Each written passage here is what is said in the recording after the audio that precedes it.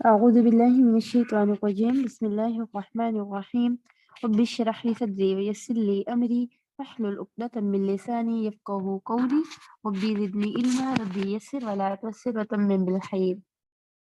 آج ہماری رمضان دورہ قرآن کی پہلی کلاس ہے جس میں ہم پہلا پارہ یعنی الف لام میم اس کو دیکھیں گے۔ ہم سب اللہ کی رضا کی خاطر اکٹھے ہوئے، اس کی فضیلت ملتی ہے ہمیں باقاعدہ حدیث میں۔ نبی کریم صلی اللہ علیہ وآلہ وسلم نے فرمایا، جو لوگ اللہ کے گھروں میں سے کسی کے گھر میں اللہ کی کتاب کی تلاوت کرتے ہیں اور اس کی تعلیم میں باہم مصروف رہتے ہیں تو ان پر سکینت نازل ہوتی ہے اور رحمت انہیں ڈھانپ لیتی ہے اور فرشتے انہیں گھیر لیتے ہیں۔ اللہ تعالیٰ ان کا ذکر اپنے پاس موجود فرشتوں میں کرتے ہیں۔ تو اللہ کے ذکر کی ویسے ہی بڑی فضیلت ہے۔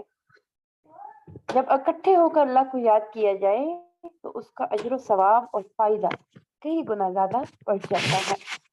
حضرت ابو ہریرہ رضی اللہ عنہ فرماتے ہیں کہ نبی کریم صلی اللہ علیہ وآلہ وسلم نے فرمایا، اللہ تبارک و تعالیٰ کے کچھ فرشتے ہیں جو اللہ کی زمین میں چکر لگاتے ہیں، وہ اللہ کے ذکر کی مجلسیں تلاش کرتے ہیں، جب انہیں کوئی ایسی مجلس پاتے ہیں جس میں اللہ کا ذکر ہوتا ہے تو ان کے ساتھ بیٹھ جاتے ہیں۔ وہ ایک دوسرے کو اپنے پروں سے اس طرح ڈھانپ لیتے ہیں کہ اپنے اور دنیا کے آسمان کے درمیان کی وسعت کو بھر دیتے ہیں، اور جب لوگ منتشر ہو جاتے ہیں یہ فرشتے بھی اوپر کی طرف چلے جاتے ہیں، اور جب آسمان پر جاتے ہیں تو اللہ ان سے پوچھتا ہے، حالانکہ وہ ان کے بارے میں سب جانتا ہے، تم کہاں سے آئے ہو؟ وہ کہتے ہیں، ہم زمین میں تیرے بندوں کی طرف سے ہو کے آئے ہیں جو تیری پاکیزگی بیان کر رہے تھے، صرف اور صرف تیرے ہی معبود ہونے کا اقرار بھی کر رہے تھے اور تیری حمد و ثنا بھی کر رہے تھے، تجھ سے مانگ رہے تھے۔ فرمایا، وہ مجھ سے کیا مانگ رہے تھے؟ تو انہوں نے کہا، یعنی فرشتے کہیں گے کہ وہ آپ سے آپ کی جنت مانگ رہیں گے۔ فرمایا، کیا انہوں نے میری جنت دیکھی ہے؟ انہوں نے کہا نہیں۔ فرمایا، اگر انہوں نے جنت دیکھ لی ہوتی تو کس طرح وہ اپنی جنت کو مانگتے؟ اور فرماتے کہ وہ تیری پناہ مانگ رہے ہیں۔ کس چیز سے پناہ؟ تیری جہنم سے۔ رب نے فرمایا، کیا انہوں نے میری جہنم دیکھی ہے؟ انہوں نے کہا نہیں۔ فرمایا، اگر دیکھ لیتے تو کیا حال ہو جاتا؟ وہ کہتے ہیں کہ وہ تجھ سے گناہوں کی بخشش مانگ رہے تھے۔ وہ فرماتا ہے کہ میں نے ان کے گناہ بخش دیے، انہوں نے جو مانگا میں نے انہیں عطا کیا، انہوں نے جس سے پناہ مانگی میں نے انہیں پناہ دے دی۔ نبی کریم صلی اللہ علیہ وسلم نے فرمایا، وہ فرشتے کہتے ہیں، اے اللہ، ان میں فلاں شخص بھی موجود تھا، سخت گناہ گار بندہ تھا، وہاں سے گزرتے ہوئے ان کے ساتھ ہی بیٹھ گیا۔ تو آپ نے فرمایا، نبی کریم صلی اللہ علیہ وآلہ وسلم نے، کہ اللہ ارشاد فرماتا ہے، میں نے ان کو بھی بخش دیا۔ یہ ایسے لوگ ہیں جن کی وجہ سے ان کے پاس بیٹھ جانے والا بھی محروم نہیں رہتا۔ صحیح مسلم کی یہ روایت ہے۔ یعنی یہ مجالس چھوٹی مجالس نہیں ہوتی ہیں، بڑی برکت والی مجالس ہوتی ہیں۔ تو ہم سب نے بھی کیا ہے، جنت سے کم چیز پہ تو راضی نہیں ہونا۔ ایسی مجالس میں دعائیں بھی قبول ہوتی ہیں اور گزرنے والا ہر شخص محروم نہیں رہتا۔ سٹارٹنگ ہے سورۃ الفاتحہ سے۔ ابن عباس سے مروی ہے کہ ہمارے درمیان جبرائیل علیہ السلام نبی کریم صلی اللہ علیہ وآلہ وسلم کے پاس بیٹھے ہوئے تھے۔ اوپر سے ایک آواز سنائی دی تو آپ نے سر اٹھایا تو جبرائیل علیہ السلام نے فرمایا، یہ آسمان کا دروازہ ہے، اسے صرف آج کے دن کھولا گیا، آج سے پہلے نہیں کھولا گیا تھا۔ پھر اس میں سے ایک فرشتہ اترا تو جبرائیل علیہ السلام نے فرمایا، یہ فرشتہ جو زمین کی طرف اترا ہے یہ آج سے پہلے کبھی نہیں اترا۔ اس فرشتے نے سلام کیا اور کہا کہ آپ کو ان دو نوروں کی خوشخبری ہو جو آپ کو دیے گئے، جو نبی کریم صلی اللہ علیہ وآلہ وسلم سے پہلے کسی نبی کو نہیں دیے گئے تھے۔ ان میں سے ایک سورۃ فاتح ہے اور دوسری سورۃ البقرہ کی آخری 2 آیات ہیں۔ یہ بڑی خاص سورت ہے، مفسرین نے اس کے 36 نام بتائے ہیں۔ یہ واحد سورت ہے جس کی فضیلت قرآن نے خود بیان کی۔ سورۃ الحجر آیت نمبر 87 میں آتا ہے، وَلَقَدْ آتَيْنَاكَ سَبْعًا مِّنَ الْمَثَانِي وَالْقُرْآنِ الْعَظِيمِ۔ بسم اللہ الرحمن الرحیم، اللہ کا نام بہت بابرکت ہے، اور جب بسم اللہ کہہ دیا تو यहाँ صرف अल्लाह का नाम नहीं बल्कि अल्लाह के जितने भी नाम हैं उन तमाम नामों को ज़हन में रखते हुए आगाज करना है। और रहमान, इसकी रहमत बहुत आम है, वसीह है। और रहीम, जो बार बार रहमत करने वाला है, यानी मुसलसल रहमत का जिक्र। तो अल्लाह ने अपना तारुफ अपनी रहमत के साथ करवाया, 2 बार तस्बीह में, 2 बार सूरतुल फातिहा में। कुरान पढ़ने से पहले तऊद यानी औज़ु बिल्लाहि मिनश शैतानिर रजीम, क्यों? ताकि कुरान को समझने के लिए शैतान से अल्लाह की पनाह में आ जाए। अल्हम्दुलिल्लाहि रब्बिल आलमीन, सब तारीफें अल्लाह के लिए हैं। हम्द कौल और जबान से होती है, इसके लिए लफ्ज शुक्र भी इस्तेमाल होता है, लेकिन शुक्र क्या है? दिल, जबान और अमल। तो अल्लाह की तारीफ क्यों करनी है? क्योंकि हर नेमत अल्लाह की दी हुई है, खासकर कुरान की नेमत अल्लाह की तरफ से मिली है। हम अल्लाह की तारीफ ना भी करें तो कायनात की हर चीज अल्लाह की तारीफ बयान कर रही होती है। इस वक्त भी जमीन, आसमान, शजर, हमारा जिस्म अल्लाह की तारीफ करता है। तो सारी नेमतों पर अल्लाह की तारीफ बयान करनी है, जिसने सब कुछ दिया हुआ है। मोमिन, मुनाफिक, काफिर, सबको अता किया। वो मालिक यौमिद्दीन भी है, यानी सब तारीफ ही उसी के लिए है। अल्हम्दुलिल्लाह कहने का अजर क्या मिलता है? ये मीज़ान को भरता है। दिल से अल्हम्दुलिल्लाह कहने का अजर अल्लाह ताला खाली नहीं जाने देता। क़यामत के दिन सबसे अफजल बंदे वो होंगे जो हम्मादून होंगे, यानी अल्लाह की तारीफ बयान करते रहेंगे। अल्लाह की रहमत खास इनके खास बंदों के लिए होती है, और खास रहमत क्या है? उसकी जन्नत है। हमारी दुआ है कि अल्लाह हमें अपनी रहमत से जन्नतुल फिरदौस में दाखिल करे। इय्याका नअबुदु व इय्याका नस्तईन, सारी रहमतें और सारी नेमतें अल्लाह की तरफ से हैं, तो इबादत का मुस्तहिक भी वही है। इबादत मुश्तमिल होती है 2 चीजों पर, शदीद मोहब्बत हो, शदीद ताजीम हो। तो दुआ तमाम इबादत का निचोड़ है, और सबसे नफामंद दुआ क्या है? सूरतुल फातिहा। शेखुल इस्लाम इब्न तैमिया फरमाते हैं कि जब मैंने गौर किया कि सबसे नफामंद दुआ कौन सी है, तो अल्लाह की रजा के कामों पर मदद मांगने की दुआ है। फिर मैंने सूरत फातिहा की आयत इय्याका नअबुदु व इय्याका नस्तईन इसमें इसको पा लिया। फिर इबादत क्या है? ज़ाहिरी, बातिनी, अक़वाल और आमाल पर मुश्तमिल है, यानी 4 चीजें इबादत में आएंगी, हमारा ज़ाहिर भी, हमारा बातिन भी, हमारे अक़वाल और हमारे आमाल भी। जो बस सोच और अमल अल्लाह की मर्जी के मुताबिक हो, वो इबादत होती है। ठीक है, यानी हमारी बात भी, हमारी सोच भी, हमारा अमल भी अल्लाह की मर्जी होगी तो वो इबादत है। इहदिनस सिरातल मुस्तकीम मांगने की सबसे अहम चीज क्या है? हदायत है। दिन की नमाजों में कम से कम 17 बार जो फराइज है उनमें हदायत की दुआ मांगी जाती है, कि हदायत सीधे रास्ते की जो जन्नत तक पहुंचाए। हज़रत अली रज़ी अल्लाहु अन्हु फरमाते हैं कि नबी करीम सल्लल्लाहु अलैहि वसल्लम ने फरमाया, ये दुआ मांगते रहा करो, अल्लाहुम्मा हदीनी व सद्दीनी। क्या मतलब है? कि ऐ अल्लाह मुझे हदायत दे और मुझे सीधा रख। इंसान किसी को बद्दुआ ना दे, जब कोई उसको सताए तो उसको भी यही दुआ दे कि ऐ अल्लाह इसको हदायत दे। सिरातल लज़ीना अन्अमता अलैहिम, हमें नेक लोगों के रास्ते पर चला। कौन से नेक लोग? जिन पर तेरा इनाम हुआ, और वो कौन है? अंबिया, सिद्दीकीन, शुहदा, सालिहीन। जैसे वो तेरे लिए खालिस थे, हमें भी अपने लिए वैसा ही खालिस कर। नेकी के कामों की तौफीक दे। इन लोगों से बचा जिन पर तेरा गजब नाजिल हुआ, जिन्हें अल्लाह ने इल्म दिया लेकिन उन्होंने उस पर अमल ना किया, और उनका रास्ता भी नहीं चाहिए जो सीधे रास्ते से ही भटक गए, बल्कि उनका रास्ता चाहिए जो अल्लाह के रास्ते पर हमेशा चलते रहे। सूरतुल बकरा, फजीलत हदीस में इसकी क्या आती है? इस सूरत का पढ़ना बाइस बरकत है, और इसका छोड़ना बाइस हसरत है। इसी तरह इसके पढ़ने वाले पर जादूगर कुदरत नहीं पा सकते। शयातीन इस सूरत से दूर भागते हैं, उस घर से शैतान भाग जाता है जिसमें सूरतुल बकरा की तिलावत की जाती है। गैब पर ईमान रखना अल्लाह दिल का फेल है, नमाज कायम करना अज़ा का फेल है, और रिस्क हज करना बंदों का हक है। अदायत किसको मिलती है?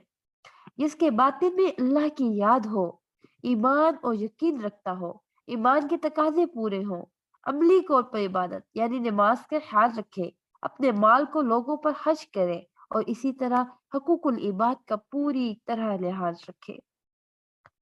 ہدایت کی شرائط میں ایک شرط یہ بھی ہے کہ انسان ہر اس چیز پر ایمان لائے جو نبی کریم صلی اللہ علیہ وآلہ وسلم پر نازل ہوئی۔ تو آپ پر نازل شدہ وہی ایک تو قرآن کی شکل میں تھی اور دوسری حکمت و سنت کی شکل، جس کو حدیث کا نام دیا جاتا ہے۔ سورۃ النساء آیت نمبر 113 میں آتا ہے وَأَنزَلَ اللَّهُ عَلَيْكَ الْكِتَابَ وَالْحِكْمَةَ وَعَلَّمَكَ مَا لَمْ تَكُن تَعْلَمُ وَكَانَ فَضْلُ اللَّهِ عَلَيْكَ عَظِيمًا۔ یعنی اللہ نے آپ پر کتاب حکمت اتاری ہے اور آپ کو وہ سکھایا ہے جسے آپ نہیں جانتے۔ اللہ کا آپ پر بڑا بھاری فضل ہے۔ اس شخص پر اللہ کا فضل ہو جاتا ہے جس کو نبی کریم صلی اللہ علیہ وآلہ وسلم کی طرف آئی ہوئی وحی سے فیض اٹھانے کا موقع ملے۔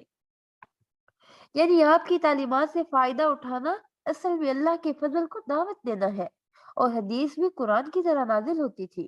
سورۃ النجم آیت نمبر 3 اور 4 میں آتا ہے وَمَا يَنطِقُ عَنِ الْهَوَىٰ إِنْ هُوَ إِلَّا وَحْيٌ يُوحَىٰ۔ یعنی وہ اپنے خواہش سے کوئی بات نہیں کہتے، وہ تو صرف وہی ہے جو اتاری جاتی ہے۔ حدیث میں آتا ہے آپ نے فرمایا تم ہرگز گمراہ نہیں ہو سکتے جب تک دو چیزوں کو مضبوطی سے کھاوے رکھو گے۔ وہ کون ہے؟ ایک اللہ کی کتاب اور دوسری نبی کی سنت۔ یقین سے مراد ایسا ایمان ہے جس میں کوئی شک نہیں ہوتا۔ یہ علم کا بلند ترین درجہ ہے، ایک ایسی منزل ہے جس پر پہنچ کر وہ چیزیں نظر آتی ہیں جو عام نگاہوں سے نظر نہیں آتی۔ اس کے لیے آخرت کا لفظ ایمان نہیں آیا بلکہ یقین آیا ہے، اور یقین ہوتا ہے کہ انسان اپنے عمل کو اس کے مطابق ڈھال لے۔ ابو بکر صدیق نے لوگوں کو خطاب کرتے ہوئے فرمایا کہ رسول اللہ صلی اللہ علیہ وآلہ وسلم نے فرمایا اے لوگوں، بے شک لوگوں کو یقین اور عافیت سے بڑھ کر کوئی نعمت نہیں دی گئی، اور تم اللہ سے ان دونوں چیزوں کا سوال کرتے رہو کہ اللہ ہے، محمد اللہ کے رسول ہے، یہ کتاب اللہ کی طرف سے آئی ہے، آخرت کے دن اللہ کے سامنے حاضر ہونا ہے، جنت، جہنم، میزان، پولیس رات، یہ سب برحق ہے۔ جو ان سب چیزوں پر پورا یقین رکھتا ہے وہ بہت بڑی نعمت پائے ہوئے ہے۔ اے اللہ تو ہمیں بھی یقین اور عافیت عطا کر۔ سورۃ بقرہ آیت 5 میں آ جائے تو جن کا باطن اور ظاہر ایک ہے، وہ لوگوں کے ساتھ معاملات درست ہے، وسعت قلبی پر مبنی ہے، اور جو نبی کی وحی پر ایمان اور آخرت پر یقین رکھتے ہیں، یہ تمام ہدایت پر ہیں۔ ہدایت کا معیار دکھا دیا گیا۔ ہم نے ہدایت مانگی، اللہ نے شرائط بتائی کہ یہ شرائط پوری کرو گے تو ہدایت پر ہوگے، اگر ہدایت پر ہوگے تو پھر کامیاب ہو جاؤ گے، اور کامیاب ہوگے تو جنت ملے گی۔ اور جب ماننا ہی نہیں ہے تو ڈرامہ کوئی کام نہیں آئے گا، دلوں پر مہر لگ جاتی ہے۔ اور ایسا کب ہوتا ہے؟ جب حق کو جاننے کے بعد اس کا انکار کیا جائے، اور اسی طرح گناہوں کی کثرت کی وجہ سے دلوں پر مہر لگ جائے۔ اللہ ہمیں اس سے محفوظ رکھے۔ اللہ تعالیٰ کچھ لوگوں کو ایمان کو ہی نہیں مانتے کیونکہ وہ سچے دل سے مومن نہیں ہوتے، جو وہ کہتے ہیں وہ کرتے ہی نہیں۔ منافقین کی عملی زندگی ان کی زبان سے مطابقت نہیں رکھتی، ان کے دلوں میں نفاق ہے، اور بعض مفسرین کے نزدیک دنیا کی محبت کی بیماری ہے۔ دنیا کی طرف جھکاؤ دل کی ایک بیماری ہے جس کی وجہ سے ایمان کی لذت حلاوت سے محروم ہو جاتا ہے۔ قول و فعل کا تضاد ہے، جھوٹ بولنا ہے، اور یہ تمام چیزیں کیا ہیں؟ فساد کو آواز دیتی ہے۔ یعنی اصلاح کے نام پر جھوٹ مصلحت کے تحت بولتے ہیں کہ سب سے بنا کر رکھی جائے، لیکن ایسی مصلحتیں حقیقت میں اعتماد خراب کرتی ہیں، اور انسان اسی مشکل میں پڑ جاتا ہے یہاں سے وہ باہر نکل ہی نہیں سکتا۔ اسلام کا مذاق کرتے ہیں اور اس پر عمل کرنے والوں کا مذاق، اسی کی طرح اللہ کی طرف سے آئی ہوئی آیات کا مذاق اڑانے والے اپنی عقل کو ان سے زیادہ سمجھتے ہیں۔ ایسے لوگ بے وقوفوں کی جنت میں رہتے ہیں۔ وہ کیسے مسلمان ہیں جو اپنے ہی دین کا مذاق اڑاتے ہیں؟ یہ تو منافقت کی علامت ہے۔ اور پھر اللہ کا استہزاء کیا ہے کہ اللہ ان کو برے اعمال ان کے سامنے مزین کرتا ہے، اور وہ سمجھتے ہیں کہ ہم بہت اچھے کام کر رہے ہیں اور اپنی برائیوں کو خوبصورت سمجھتے ہیں۔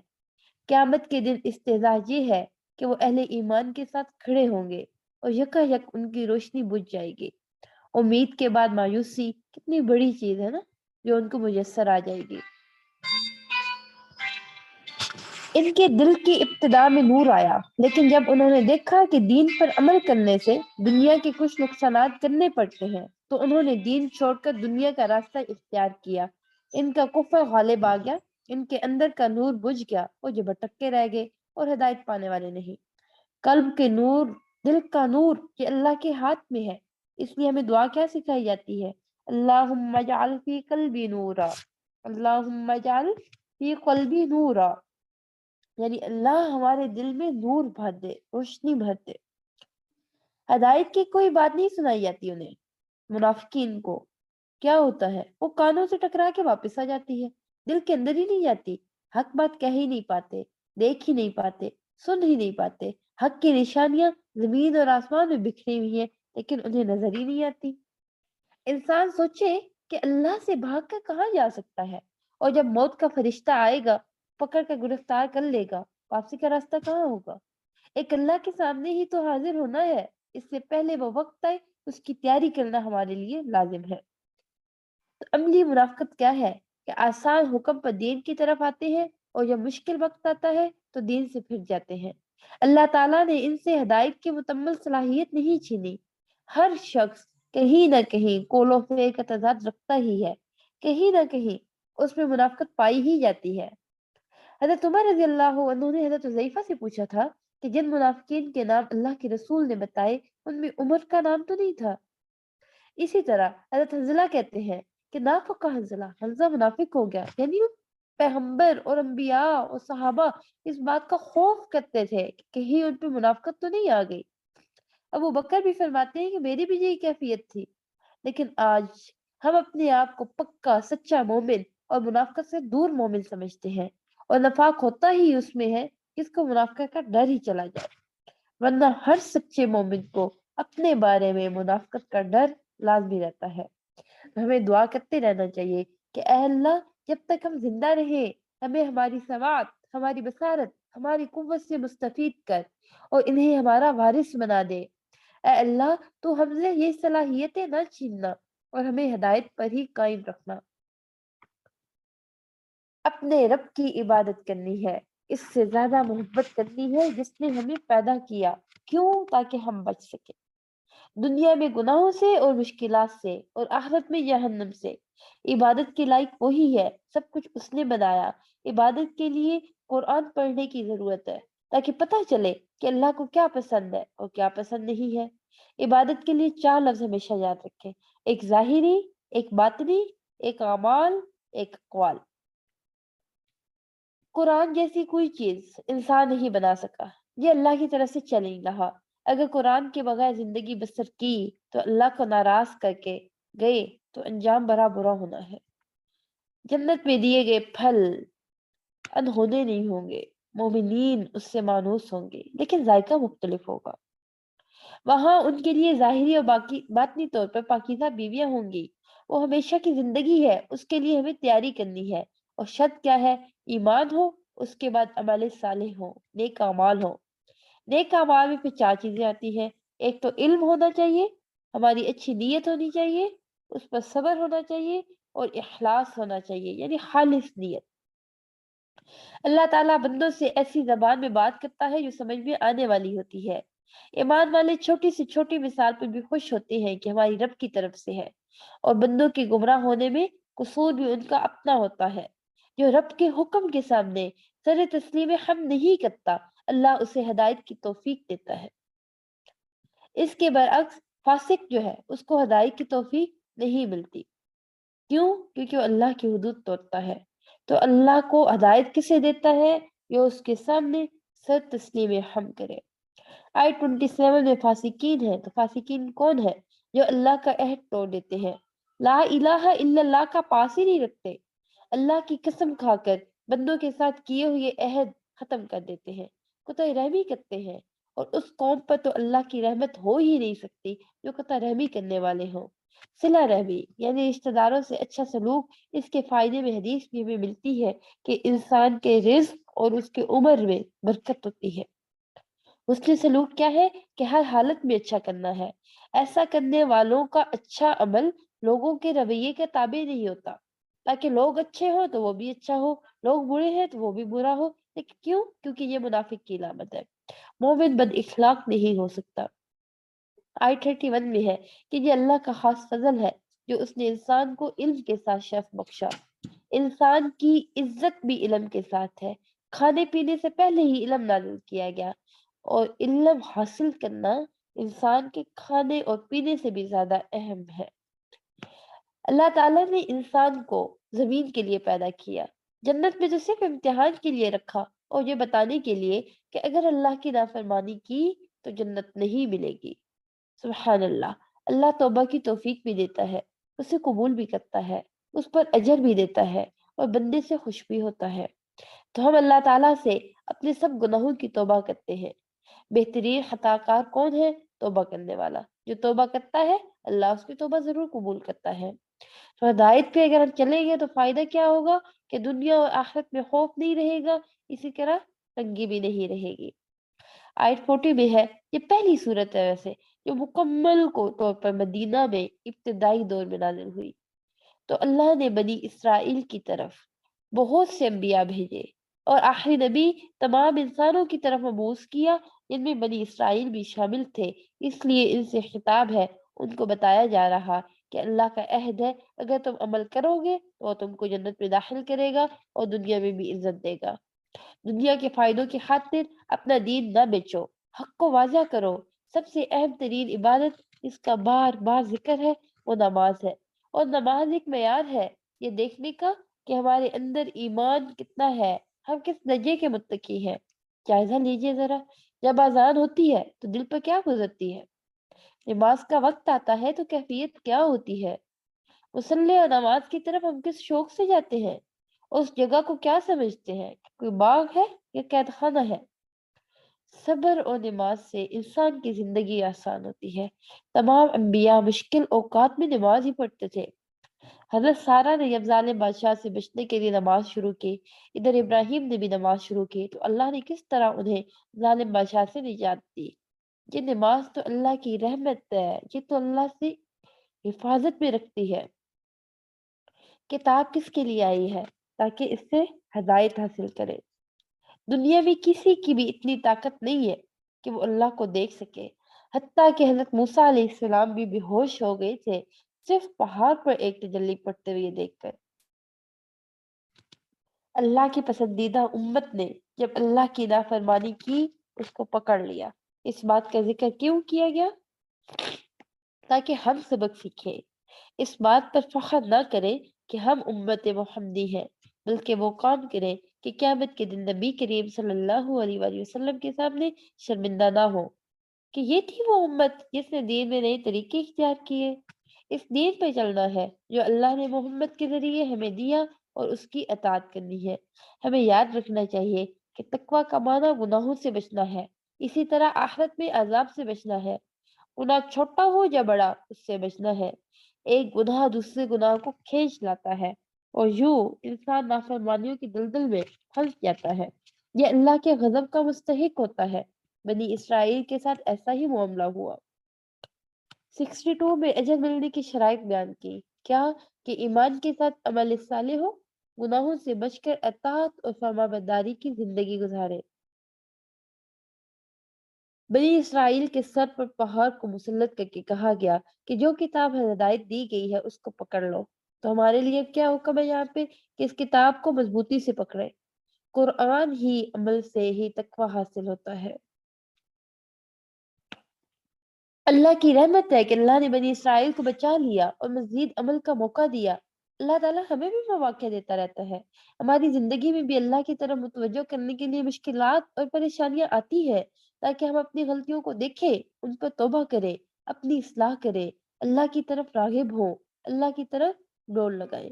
لیکن جب ساری مشکلیں آنے کے بعد ہم اس میں ہی گم ہو جائیں اور اللہ کے ساتھ ہمارا تعلق مضبوط نہیں ہو، تو یہ ایک وارننگ ہوتی ہے۔ ہر مشکل آنے پر ہمیشہ سوچئے کہ اس مشکل نے مجھے اللہ کے قریب کیا یا دور کیا، اور خوش قسمت ترین ہے وہ شخص جس پر کوئی مصیبت آئے، کوئی تکلیف آئے تو وہ اس کو اللہ کے قریب کرے۔ یہی معیار ہونا چاہیے جب کوئی مشکل آئے اس کو اللہ کا فیصلہ سمجھ کے قبول کرے، اس کو دور کرنے کے لیے دعائیں بھی کرے، دعائیں بھی کرے، اور جب تکلیف دور ہو تو اللہ کی مزید اطاعت کر کے اس کی شکر گزاری کرے۔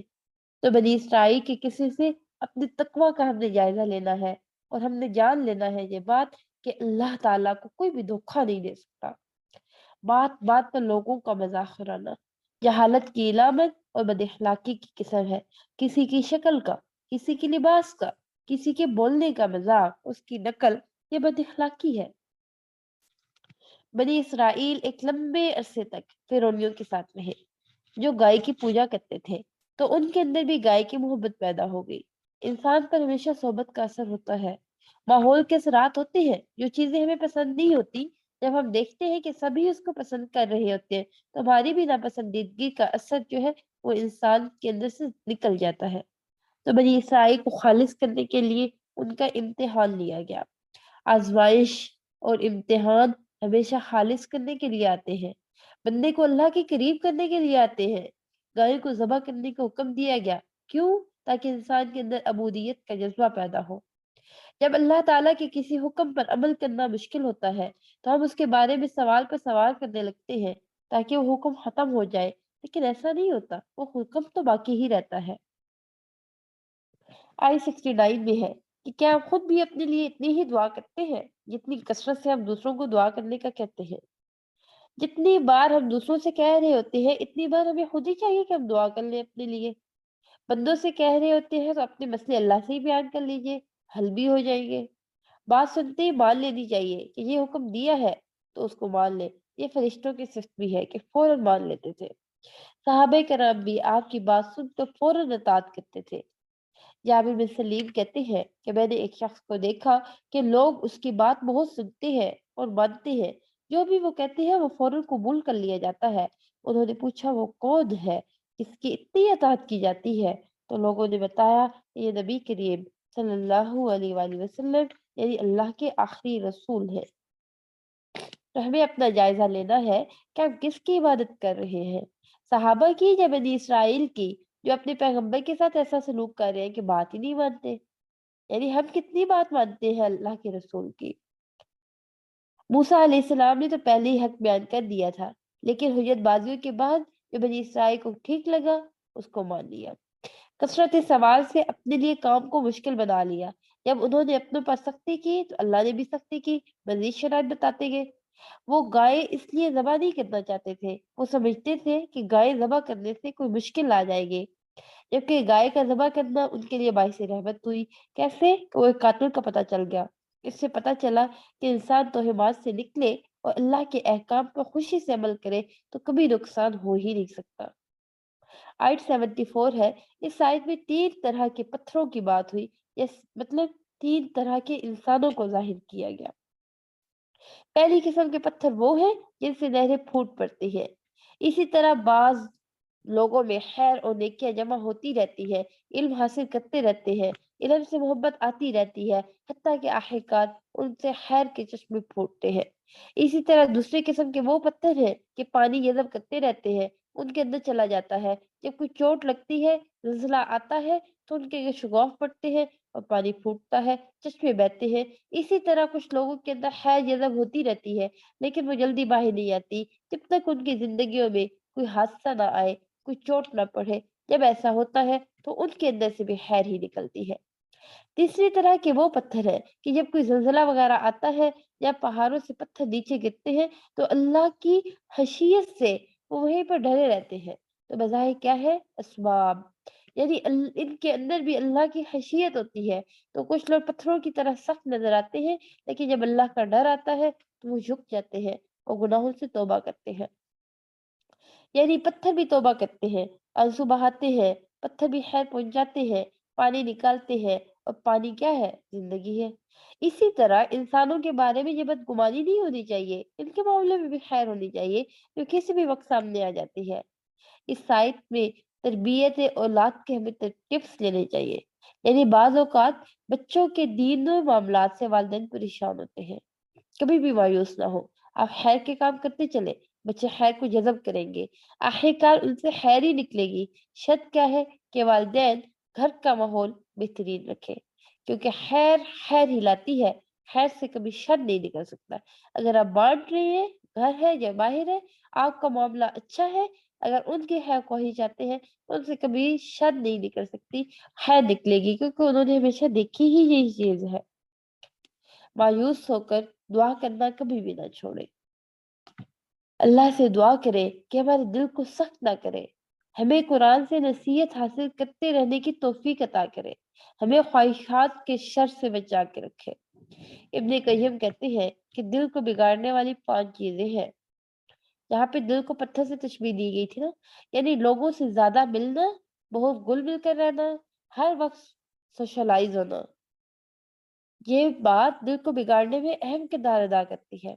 इसी तरह ख्वाहिश परस्ती, यानी हर वो काम करते रहना जो दिल को अच्छा लगे, फिर अल्लाह से बढ़कर किसी और से खास मोहब्बत करना, या ज्यादा खाना या ज्यादा सोना। और जब दिल बिगड़ता है तो अच्छी से अच्छी बात भी दिल पर असर नहीं करती। आयत नंबर 78 में उम्मी कहा गया किसको? कि अल्लाह का कलाम, उसकी किताब का इल्म ना रखना, ये इंसान को जाहिल बना देता है। ऐसे लोगों की इल्म की बुनियाद महज गुमान है या फिर दुनियावी तजुर्बात, और इनको उम्मी ही कहा गया। आयत नंबर 81 में रबी बिन हजीम कहते हैं कि इससे मुराद वो शख्स है जो तौबा करने से पहले गुनाह की हालत में ही मर जाता है। यानी छोटे छोटे गुनाह मिलकर भी बहुत बड़ा आग का ढेर बना देते हैं, जो जलाने के लिए काफी होते हैं। तो दिन में हमें क्या करना है? कसरत से इस्तिगफार करनी है। बनी इसराइल से अहद लिया गया था और बताया हमें जा रहा है। आयत नंबर 83 की बात है, ताकि हम जाने कि ये सब काम हमारे भी करने वाले हैं। है क्या? कि अल्लाह की बंदगी के बाद वालिदैन के साथ हुस्न सलूक का हुक्म दिया गया। अल्लाह के बाद सबसे बड़ा दर्जा किसको कहा? वालिदैन का, कि उनके साथ एहसान करो। एहसान बराबर के बदले को नहीं कहते, यानी कि अगर वालिदैन डांट कर बात करे तो तुम भी डांट कर बात करो, अगर वो अच्छी करे तो तुम भी अच्छी करो। नहीं, बल्कि क्या है कि वो जो भी करे उनके साथ अच्छा सलूक करो। वालिदैन के अलावा बाकी रिश्तेदारों के साथ अच्छा करो, यतीमों के साथ, मसाकीन के साथ, क्योंकि वो सोसाइटी का वो तबका है जिसको अमूमन अहम नहीं समझा जाता, तो उनके साथ हुस्न सलूक नहीं किया जाता है। लेकिन कुरान क्या सिखाता है? कि हमें उनके साथ भी हुस्न सलूक करना है। सबसे बड़ा हुस्न सलूक लोगों से अच्छी बात करना है। खुश इखलाकी, अच्छी गुफ्तगू, यानी कोली हो या फेली हो, दोनों की तरह एहसान करना। नरम गुफ्तगू और अच्छा इखलाक भी सदका है। नबी करीम सल्लल्लाहु अलैहि वसल्लम ने फरमाया, सलाम को आम करना और अच्छा कलाम करना, ये ऐसे दो अमाल हैं जो बख्शिश को वाजिब कर देते हैं। अब अच्छा इखलाक क्या है? कि किसी की बात सुन लेना, अच्छे तरीके से उसको जवाब देना, बगैर तंज किए, बगैर ताना, बगैर कसूर जतलाए, बगैर चीखे चिल्लाए, बात भी सच्ची हो, बात भी उम्दा हो। नमाज और ज़कात को दोबारा कहा गया। अमूमन जिन इबादत पर जोर देते हैं तो इखलाक इंसान भूल जाता है, यानी जब नमाजी बन जाते हैं, सदका खैरात करने लग जाते हैं, तो लोगों के साथ इसी तरह बात नहीं करते। अगर नहीं करोगे अच्छी तरह बात तो फिर मुकम्मल दीन नहीं है। आज इस हुक्म को हम नहीं जानते, जानते हैं, लेकिन ये याद दहानी है। कुरान को बार बार दोहराने से ईमान पुख्ता होता है, अमल की ताकत मिलती है। आयत 85 में है कि ये बनी इसराइल को इजाजत थी, और ना हम में से किसी को ये इजाजत है कि वो किताब के बाद इसी को ले और बाज को छोड़ दे। ईमान का तकाजा है कि इंसान पूरे का पूरा दीन में दाखिल हो और अपने आप को अल्लाह के सपुर्द करे। 87 में बनी इसराइल ने अपने अंबिया को कत्ल किया, और आज हमारे उलमा कत्ल हो रहे हैं। ऐसी ही चीज है ना, उलमा जो है वो अंबिया के वारिस होते हैं, तो इस तर्ज अमल से बचने की जरूरत है। कुरान में कई अहकामात ऐसे हैं जो तौरात में मौजूद हैं। कुरान कोई नई चीज लेकर नहीं आया, इन अहकामात की तस्दीक करता है जो पहले से नाजिल शुदा है। जब इंसान अल्लाह का कोई हुक्म नहीं मानता तो उसके बदले में वो फितने में पड़ता है, वो ऐसी चीजों की मोहब्बत में आ जाता है कि अल्लाह और उसकी मोहब्बत को ही भूल जाता है। आयत 94 में हमारी तरह बनी इसराइल का भी यही अकीदा था कि जन्नत उनके लिए है। याद रखिए, अल्लाह से उम्मीद भी रखनी चाहिए कि वो सारे गुनाह माफ कर देगा, लेकिन उसका डर भी होना चाहिए। हजरत आदम को सिर्फ एक लुकमे की वजह से जन्नत से उतार दिया गया था। इब्लीस को सिर्फ एक सजदा न करने की वजह से रहमत से दूर किया गया। हदीस में क्या आता है कि एक शख्स मुंह से कोई ऐसी बात निकालता है जिसकी वजह से वो जहन्नम में 70 साल की मुसाफत पर चला जाता है। तो ये गलत बात सोचे हम कि हम कितने खतरे में हैं। हमें अल्लाह से डरना चाहिए। अपने अमाल को बहुत ज्यादा बड़ा नहीं समझना चाहिए कि हमने बहुत कुछ कर रखा है, जहन्नम में तो फला जाएगा, हम तो जन्नती हैं। बड़े यकीन से हम कहते हैं कि जन्नत में जाएंगे तो ऐसा करेंगे, ऐसा करेंगे। क्या गारंटी है वहां जाने की हमारे पास? सिर्फ अल्लाह के हाथ में है। जिसको चाहे सजा दे, जिसको चाहे माफ करे। उसकी तरफ हमें रुजू करते रहना चाहिए। अपनी गलतियों का एतराफ करते रहना चाहिए। जो जान के किया और जो अनजाने किया, सबकी माफी मांगते रहना चाहिए। किताब को पीछे फेंकना क्या है? कुरान को पढ़ने, समझने, गौर व फिक्र करने और उस पर अमल करने से ज्यादा बाकी चीजों को अहमियत देना। हमें अपना जायजा लेना चाहिए कि हमारे दिन, हफ्ते, महीने कितना वक्त कुरान फहमी में गुजरता है। कुरान की तिलावत अच्छी बात है। कुरान को हिफ्ज करना बड़ी सादत की बात है। लेकिन इसका मकसद पूरा नहीं होता। और मकसद क्या है? कुरान पर गौर व फिक्र करना। और यही मकसद है जिसके लिए कुरान नाजिल हुआ। और गौर व फिक्र क्यों करना है? ताकि हमारे अमल में वो बातें आ सके। अंधेरों से निकलकर हम रोशनियों की तरफ आ सके। एक दफा तर्जुमा से कुरान मजीद पढ़ लेना भी काफी नहीं होता। इसको बार बार दोहराते रहना चाहिए। तिलावत कुरान अगर लफ्जी तर्जुमे वाले से हम करेंगे तो फिर तर्जुमे की दोहराई भी साथ साथ होगी। सुफियान बिन उयैना कहते हैं कि लोगों ने अल्लाह की किताब को रेशम के गिलाफों में दाखिल कर दिया। इसको सोने और चांदी के साथ आरास्ता कर दिया, लेकिन इस पर अमल न किया। और यही उनको किताब को पीछे फेंकने के बराबर है। आयत 102 में जादू के बारे में है कि जादू करना बनी इसराइल में था। और यही चीज आज उम्मत मुस्लिमा में भी पाई जाती है। किसी की नेमत को देकर खुश ना होना ये हसद है। ये ईमान के मुनाफी है। मुत्तकी शख्स हसद नहीं करता। जब कोई तकलीफ देता है तो उसको माफ करता है। अगरचे दूसरे की जबानी याद आने पर तकलीफ होती है, माफ उसको फिर भी कर देता है। मोमिन बुग़्ज़ नहीं रखता, हसद नहीं करता। वो किसी दूसरे पर ऐसी तकलीफ मुसल्लत करने का सोच भी नहीं सकता। जादू अपना असर रखता है, लेकिन कैसे? अल्लाह के हुक्म से। बजाय इस चीज के कि हम ये पीछे पड़े कि ये किसने किया, किसने कराया। हमें बचना चाहिए। किससे? किस तरह हमें बचाव करें?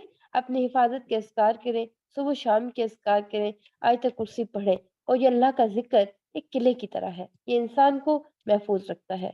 सहाबे कराम को मजालिस के आदाब बताए जा रहे हैं कि यहूद रायना का लफ्ज इस्तेमाल अपने हसद की वजह से करते हैं। तो उनसे लड़ने झगड़ने के बजाय क्या कीजिए, सहाबा को दूसरे अल्फाज कह दिया गया।